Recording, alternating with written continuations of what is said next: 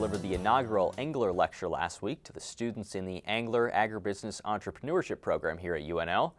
Green is a Nebraska native and UNL alum who's now the managing partner of Agra Holdings LP in Firestone, Colorado.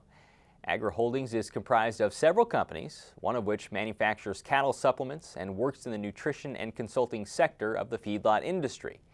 Aside from Agra Holdings, Ken is also actively involved in the cattle business, feeding about 124,000 head of cattle in western Nebraska and Colorado. Since his interest spread the Midwest, we started our conversation by asking about the impact of a historic drought that has swept the country. It's been huge, and it's not going to get solved very quickly. We had an extended drought in Texas and the Southwest, which is still one of the primary producers of cow-calf operations. That was devastating. A lot of cows were killed and liquidated, frankly, way beyond the normal life cycle of a cow, just because they ran out of feed. About the time that drought was over, we've experienced this, the one in the northern tier of the country, right up through the Corn Belt.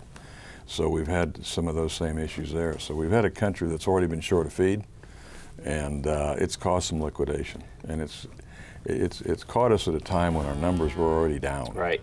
So now it's worse, and it's going to take time for that cow population to be rebuilt, but it's essential that we do. Do you feel like the industry has a hold on it now? They know where they need to be or where they need to go? I think so. I mean, the numbers are pretty real, and we're good at counting.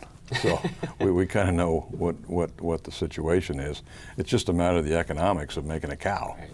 You know, particularly when you're short of feed. Feed's expensive.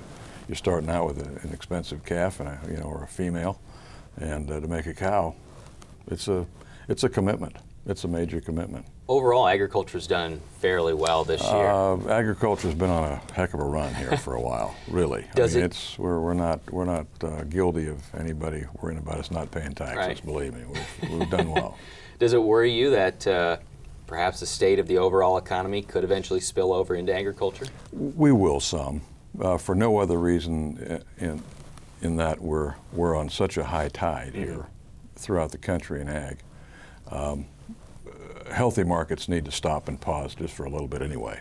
These land values and everything that are being driven the way they are can't go on. So there's going to be a pause just for that reason.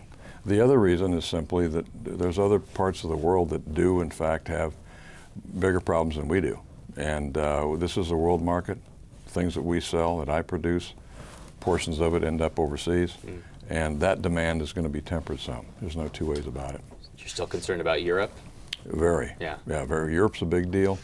Asia's not as big a deal, but there again, their crest is so high, they're going to come back to something that's the new normal, which will be lower than the new high. Yeah.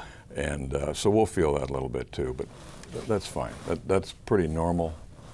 And the good news is that the demand we have is real, and that solves a lot of problems. It's not like it's not like a government program pumping money into something. Right. It's real. People want what we're doing here.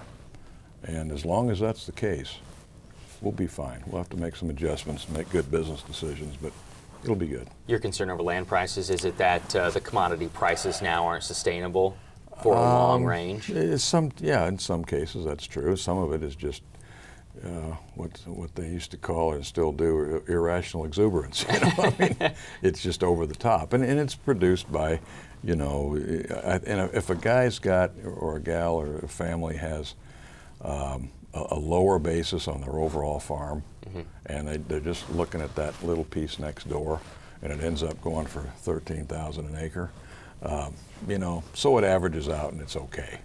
But if you're trying to build a business around that kind of number, it won't look very, very good down the road. Well, and it's not sustainable. This rolls in well. You talked to the students in the Angler program last night. Young farmers that are getting in right now. I mean, they're facing something that the farmers before them probably didn't, in the cost and land prices and just getting in and finding that land. But overall in agriculture, are you confident that there are enough opportunities for young people who want to get into the industry? The key is want to, and one of the refreshing and frankly pretty emotional things that those of us that are around that Angler program have experienced is these kids want to. And Paul has done a wonderful job of developing that, and the faculty has just really come to step in and do all the right things too. It's great to see. So, yeah, those kids want to, and they're gonna find it and they're gonna do it. They're also going to be coming out of school at a time when, you know, the average age of what's going on out here in agriculture is, you know, even me. You know, I used to be the young guy in the room everywhere I went. Frankly, now I'm the old guy. You know, and I'm still on the younger. I'm on the younger tier of the old guys. I'm in my early 60s, but you know, we're all getting a little long in the tooth, and so there's a lot of experience. There's lots of opportunities for young people that want to and are willing to get out there and do it.